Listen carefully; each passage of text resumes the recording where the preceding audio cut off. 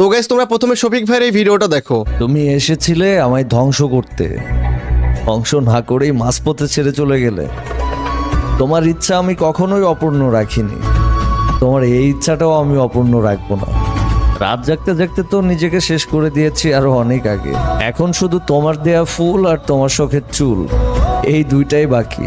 নাও আজকে এটাও শেষ করে দিলাম, তোমার এই ইচ্ছাটাও পূরণ করে দিলাম। নাও এবার খুশি থাকো, ভালো থাকো। আরে জীবন,